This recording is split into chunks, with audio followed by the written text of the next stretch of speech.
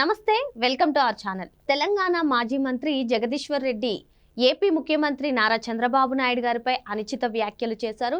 తాము అధికారంలో ఉన్నప్పుడు ఎప్పుడూ కూడా చంద్రబాబు నాయుడు గారిని తమ రాష్ట్రంలోకి రానివ్వలేదని చెప్పి అన్నారు. మరి దీనిపై పూర్తిగా విశ్లేషించడానికి మనతో పాటుగా ఉన్నారు టీడీపీ స్పోక్స్ పర్సన్ సూర్యదేవర్లత మేడం. మేడం నమస్తే. నమస్తే మేడం, చంద్రబాబు నాయుడు గారిని మేము అధికారంలో ఉన్నప్పుడు అసలు ఎప్పుడు కూడా రాష్ట్రంలోకి అడుగు పెట్టనివ్వలేదు, తన్ని తరిమేశం అన్న అటువంటి వ్యాఖ్యలు తెలంగాణ మాజీ మంత్రి జగదీశ్వర్ రెడ్డి చేస్తున్నారు. మరి ఇది గోదావరి బనకజర్ల ప్రాజెక్టు గురించి మనకు తెలిసిందే, రెండు తెలుగు రాష్ట్రాల మధ్య కూడా కొంచెం వాగ్వాదం నడుస్తుంది. మరి ఈ నేపథ్యంలో జగదీశ్వర్ రెడ్డి వ్యాఖ్యలను ఏ విధంగా చూడాలి, దీనిపైన మీ విశ్లేషణ ఏంటి మేడం? అంటే ఈ జగదీశ్వర్ రెడ్డి బీఆర్ఎస్లో ఉన్నంత మాత్రాన అంటే నారా చంద్రబాబు నాయుడు గారిని ఇష్టాంతరంగా మాట్లాడటం అనేది కరెక్ట్ కాదు, కరెక్ట్ పద్ధతి కాదు. మార్చుకుంటే మంచిగా ఉంటుంది. ఎందుకంటే మీరేమో ఇక్కడ తన్ని తరిమేసేదానికి మీ జాగీర్ కాదు ఇది. ఎవ్వరు ఎక్కడైనా ప్రపంచంలో వెళ్ళి బతికే రైట్స్ ఉంటుంది. కాకపోతే విదేశాలు వెళ్తే అక్కడ ఆ దేశానికి సంబంధించిన వీసాలు ఉండాల్సి వస్తుందేమో. ఇప్పుడు తెలంగాణలో వచ్చి ఉండాల్సి వస్తే వీసాలును ఇండియాలో ఎవరు ఎక్కడైనా కూడా బతకచ్చు, ఆధార్ కార్డు ఎక్కడైనా ఉన్నా కూడా.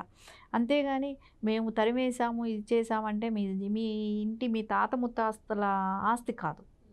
ఆయన ఏదో తెలంగాణ రాష్ట్రం మొత్తం ఆయన ఆస్తి అన్నట్టు. అంటే ఆయన ఏ రాష్ట్రానికి బోర్డర్ దాటి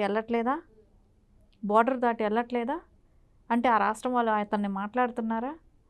అంటే ఇక్కడ విధ్వంసాలు ఎలా రెచ్చగొట్టాలి, ఎలా ప్రజల్లో మళ్ళా స్టార్ట్ చేయాలి. బీఆర్ఎస్ పార్టీకి అనే దానిలో ఎక్కువ భాగం చంద్రబాబు నాయుడు గారిని టార్గెట్ చేయటమే వాళ్ళ పని. ఇంకా పార్టీ ఇక్కడ మనుగడ సాగిస్తుందా, వాళ్ళ ఎమ్మెల్యేలు ఉన్నారా, వాళ్ళలో ఎవరైనా లీడర్స్ ఉన్నారా, దానిలో అధ్యక్షుడు ఉన్నాడా, ఉంటే వాళ్ళని లాగేసుకుందామా, ఎమ్మెల్యేలు ఉంటే లాగేసుకుందామా, ఏదైనా కొంచెం పెద్ద పేరున్న ప్రతినిధి ఎవరైనా ఉంటే ఆయన లాగేసుకుందాం, ఇదే పని వాళ్ళకి. ఇంత మించి వేరే ఆలోచనే ఉండట్లేదు. అంటే ఇక్కడ ఒకటే వాళ్ళు ఆలోచించాల్సింది, మీకు నష్టం ఏం చేశారో చెప్పమనండి. ఓపెన్గా వాళ్ళు అది చెప్పమనండి.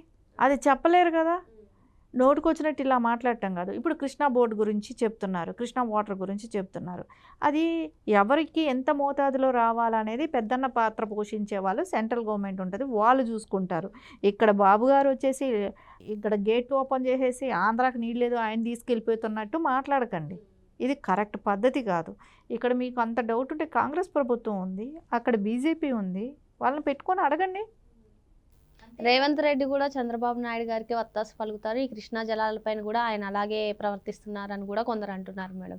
మరి ఇప్పుడు రేవంత్ రెడ్డి గారిని అలా వీళ్ళు బ్లేమ్ చేస్తున్నారు, కానీ రేవంత్ రెడ్డి గారికి తెలంగాణలో పరిపాలన బాగా చేస్తే ఆయనకి మంచి పేరు వస్తుంది, రేపొద్దున మళ్ళీ నెక్స్ట్ అవ్వటానికి అవకాశం ఉంటుంది. కానీ ఆయన సొంత రాష్ట్రాన్ని వదిలేసి పక్క రాష్ట్రానికి వెళ్ళి ఆయన చేస్తాడనే దానికి వీళ్ళు ఆలోచించడం, వీళ్ళు చెప్పడానికైనా కొంచెం ఆలోచించుకోవాలి. అంతేగాని ఇక్కడ ఓన్లీ ఆయన తెలుగుదేశం పార్టీలో రేవంత్ రెడ్డి గారు పనిచేశారు అన్న దానికోసం బ్లేమ్ చేసి నోటుకొచ్చినట్టు మాట్లాడటం కరెక్ట్ కాదు.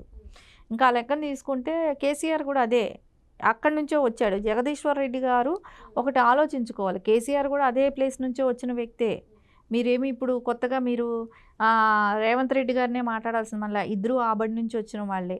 ఇప్పుడు బనకచెర్ల ప్రాజెక్టు కూడా తీసుకోండి, అది ఎక్కడి నుంచి వచ్చే వాటర్ చెప్పండి. ఏమైనా తెలంగాణ నుంచి ఏమైనా అక్కడికి వాటర్ వస్తుందా? కాదు కదా, గోదావరిలో కలిసి వచ్చిన నీళ్ళని దాన్ని ఇప్పుడు తెలంగాణ అనేది మెట్ట ప్రాంతం, పల్లంలోకి నీరు వస్తుంది. ఏదైతే ఆ నీరు వస్తుందో సముద్రంలోకి పోనివ్వకుండా బనకచెర్ల ప్రాజెక్టుకి వెళ్ళటానికి నారా చంద్రబాబు నాయుడు గారు కృషి చేస్తున్నారు. ఎందుకంటే అక్కడి వరకు వెళ్తే మొత్తం అన్ని జిల్లాలకి కూడా నీటి వసతి అనేది వస్తుంది. కరువు ప్రాంతమైన రాయలసీమ కూడా రాయలసీమ ఇప్పుడు కర్నూలు, అనంతపురం ఇలా తీసుకుంటే, కడప ఇవి తీసుకుంటే, చిత్తూరు కానీ ఇవన్నీ అసలు బాగా వాటర్ లేక అసలు పంటలు కూడా పండించకుండా వదిలేసిన భూములు చాలా ఉంటాయి వాళ్ళకి. సరే అట్లీస్ట్ తాగునీరుకి కూడా వాళ్ళు కష్టపడుతుంటారు అక్కడ. అలాంటి ప్లేసుల్లో వాళ్ళకి వాటర్ అనేది అవసరం కాబట్టి, సో వృధాగా సముద్రంలో పోయే వాటరే కదా. ఇప్పుడు తెలంగాణ నుంచి డైరెక్ట్ అక్కడికి ఏమైనా తీసుకెళ్తున్నారా? కాదు కదా, గోదావరిలోకి వచ్చిన వాటర్ని దాన్ని ఇవ్వటంలో తప్పేంటి? అంటే ఆయన ముందు చూపు ఆలోచించటం మీకెందుకు కష్టం? ఇప్పుడు ఆంధ్రప్రదేశ్లో ఉన్న ప్రజలు గొంతు దడుపుతానంటే మీకెందుకు బాధ? మీరెందుకు మాట్లాడుతున్నారు? ఇది ఎంత తప్పు అసలు. ఏ ఉద్దేశంతో మాట్లాడతాడో, నువ్వు ఏ విధంగా ఇప్పుడు ఈ విషయాన్ని కన్విన్స్ చేయగలుగుతాడో చెప్పమనండి. ఏం చెప్పి కన్విన్స్ చేస్తారు? ఎవరైనా ఇప్పుడు ప్రజలు అడుగుతారు, కృష్ణా బోర్డులో వాటర్ నీకు కృష్ణా జలాలు ఎక్కడ నీకు మిస్ అవుతున్నాయి, ఎందుకు మాట్లాడుతున్నావు అని అన్నారనుకోండి, ఏం చెప్పగలుగుతాడు? అంటే ఏదో ఒకటి బ్లేమ్ వేసేయటమేనా? మీరు ఇప్పుడు నుంచి ఇక్కడ నుంచి మేము తెలంగాణలో మేము టీఆర్ఎస్, మేము బీఆర్ఎస్ అని మీరు ఏదైతే చెప్పుకుంటున్నారో, మీరు బీఆర్ఎస్ అని పెట్టిందే మొత్తం భారతదేశం మొత్తం మా పార్టీ ఉండాలని ఏ ఉద్దేశంతో అయితే పెట్టుకున్నారో, అలాంటిది మీరు ఇంకో పక్క రాష్ట్రం బాగుపడకూడదు, ఈ పక్క రాష్ట్రం బాగుపడకూడదు, ఆ రాష్ట్రం వాళ్ళకి నీళ్ళు ఉండకూడదు, ఇదా? ఒక్కటి ఎన్టీఆర్ గారు పార్టీ పెట్టినప్పుడు చెన్నై వరకు వాటర్ ఇచ్చారు. స్టిల్ ఈ రోజుకి కూడా వెళ్తుంది. ఎందుకు ఇచ్చారు? మన పక్క రాష్ట్రం కూడా బాగుండాలి, తాగునీటికి ఇబ్బంది పడుతున్నారు అనే ఒక సదుద్దేశంతో. మీరు ఎంత మూర్ఖంగా ఆలోచిస్తున్నారు. వృధాగా పోయే సముద్రంలో పోయే జలాలు వేరే జిల్లాకు నీళ్ళు ఇచ్చుకుంటే, వాళ్ళ రాష్ట్రంలో వాళ్ళు ఇచ్చుకుంటే వీళ్ళకేంటి బాధ? ఇప్పుడు మన పక్క రాష్ట్రాలు బాగుండకూడదు అని కోరుకునే వ్యక్తులు ఎందుకు బీఆర్ఎస్లో ఉన్నారు? ఎవరు కూడా ఆలోచించట్లా. ఈ రోజున మీకు ఇక్కడ ఇబ్బంది, మీరు వెంటనే మీరు అన్న ఇక్కడ ఎమ్మెల్యేలకి కూడా దర్శనానికి సంబంధించిన టికెట్లు ఇవ్వాలి టీటీడీలో అని అడిగిన వెంటనే ఒప్పుకున్న వ్యక్తి ఎవరు? నారా చంద్రబాబు నాయుడు గారు. ఎంత సహృదంతో ఆయన ఆలోచించి, తెలంగాణ ప్రజలు కూడా మా వాళ్ళే అని ఆలోచించి ఎమ్మెల్యేలకు అందరికీ కూడా అవకాశం కల్పించారు. దర్శనాలకి వాళ్ళకి కార్యకర్తలకు వాళ్ళ ఎవరికైనా టికెట్స్ ఇచ్చుకునే అవకాశం కల్పించారు. ఇలాంటి సదుద్దేశం మీకు ఉంటుందా? అంటే ప్రజలు ఇవన్నీ ఆలోచించారనుకుంటున్నారా? అసలు ఇవ్వాల్సిన అవసరం లేదు. నారా చంద్రబాబు నాయుడు గారు ఇవ్వాల్సిన అవసరం లేదు. ఎందుకంటే గత ప్రభుత్వం కూడా ఇవ్వలేదు, ఎప్పుడూ ఇవ్వలేదు. కానీ ఆయన ఎందుకు ఆలోచించారు? ఆ రాష్ట్రం కూడా మనదే, అక్కడ ప్రజలు కూడా దర్శనం చేసుకోవాలి, అక్కడ వాళ్ళకి ఇది ఉండాలి అని చెప్పి ఆలోచించారు కదా. కానీ మీ బుద్ధి ఎలా చూపిస్తున్నారు? బీఆర్ఎస్ వాళ్ళకే ఎందుకు బాబు గారు అంటే అంత ద్వేషం? అని మిమ్మల్ని ఏం చేశారు? మీరు ఈరోజు తెలుగుదేశం పార్టీకి చేసినంత ద్రోహం ఏ పార్టీ కూడా ఎవరికి ఎక్కడా కూడా జరుగుండదు, ఏ రాష్ట్రంలో కూడా జరుగుండదు. ఎందుకంటే మీరు ఎదిగిందే ఇక్కడ, ఎదిగిన ఇంటి తిన్నింటి వాసాలు లెక్క పెట్టిన వాళ్ళు మీరు. అలాంటిది ఈరోజు బాబు గారి గురించి మాట్లాడే అర్హత కూడా లేదు వాళ్ళకి. ఇలాంటి మాటలు మాట్లాడితే ఎవరు కూడా తెలుగుదేశం క్యాడరే కాదు, ప్రజలు కూడా ఒప్పుకోరు. ఆయన వెళ్ళి ఏదో పక్క రాష్ట్రం ఆంధ్రప్రదేశ్ని అంటే ఏమీ లేని రాష్ట్రాన్ని ఆయన డెవలప్ చేయాలనుకుంటూ దాని మీద ఆయన వర్కౌట్ చేసుకుంటున్నారు, దాన్ని చేసుకుంటున్నారు. అంతేగాని ఇక్కడ ఏ రకంగానూ ఆయన మీకు ఇబ్బంది కలిగించలేదు కదా.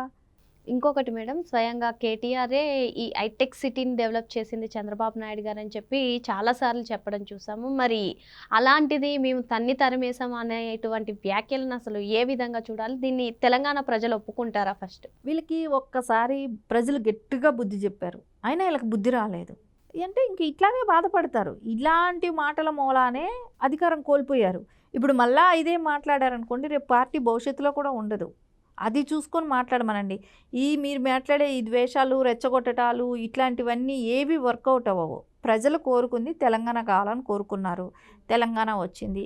ఈరోజు మీరు 10 సంవత్సరాలు మేము అధికారంలో ఉండి అది ఇచ్చాం ఇది ఇచ్చామంటే మీకు గొప్ప కాదు. మిగులు బడ్జెట్లో ఉన్న రాష్ట్రంలో ఉండేది కాబట్టి మీరు అప్పులు చేసి తెచ్చిచ్చారు, మీరు తిన్నారు, మిగులు స్టేట్ కాబట్టి పంచగలిగారు.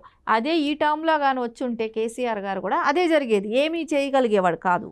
ఎందుకంటే ఏమీ లేదు అక్కడ, అప్పులు పాలైపోయింది, అప్పులు పుట్టే పరిస్థితి లేదు. ఆయన కూడా ఏమి చేయగలిగేవాడు కాదు. ఇప్పుడు కాంగ్రెస్ ఎట్లా పరిపాలిస్తుందో అదే పరిస్థితి బీఆర్ఎస్ వచ్చున్నా కూడా. అది వాళ్ళు ఎందుకు వీళ్ళ మూలానే ఈరోజు రాష్ట్రం దివాలా తీసిపోయింది. బీఆర్ఎస్ మూలానే తెలంగాణ రాష్ట్రాన్ని కూడా అప్పులకు చేసేసి ఇది కూడా దివాలా స్టేట్కి తీసుకొచ్చేసాడు. ఇప్పుడు జీతాలు ఇచ్చుకునే పరిస్థితికి కూడా ఈ రాష్ట్రాన్ని ఇంత దీనస్థితికి తీసుకొచ్చాడు. మిగులు స్టేట్లో ఉన్నది అంటే మొత్తానికి చూసుకుంటే వీళ్ళు డివైడ్ అయ్యేటప్పటికి ఏ రాష్ట్రము కూడా ఇంత సుభిక్షంగా లేదు. తెలంగాణ ఉన్నంత సుభిక్షంగా మన భారతదేశంలో ఏ రాష్ట్రము లేదు. అలా ఉన్న రాష్ట్రాన్ని ఈ రోజున ఇంత అప్పులు చేసింది ఎవరు చేశారు? 10 సంవత్సరాలు మీ అధికారం ఇంత దారుణ స్థితికి తీసుకొచ్చారు. ఇంకా కూడా బాబు గారి మీద పడి ఏడిస్తే ఓడగొట్టారు ప్రజలు, అయినా ఇంకా మాట్లాడుతున్నారు. ఇంకా మీరు పరిపాలించిన చేతకాక బాబు గారి మీద పడి ఏడుస్తారు ఎందుకు? నోరు అదుపులో పెట్టుకొని మాట్లాడితే ఎవరికైనా మంచిగానే ఉంటుంది, లేకుండా ఉంటే దానికి తగ్గ సమాధానం మా వాళ్ళందరూ కూడా చెప్తుంటారుగా. మరి ఇటువంటి వ్యాఖ్యలు చేయడం సమంజసం కాదని చెప్పి, మరి ఇటువంటి వ్యాఖ్యలే కొనసాగిస్తే బీఆర్ఎస్కి పార్టీ భవిష్యత్తు మనుగడ అయిపోతుందని చెప్పి మేడం చెప్తున్నారు. Thank you madam. నమస్తే.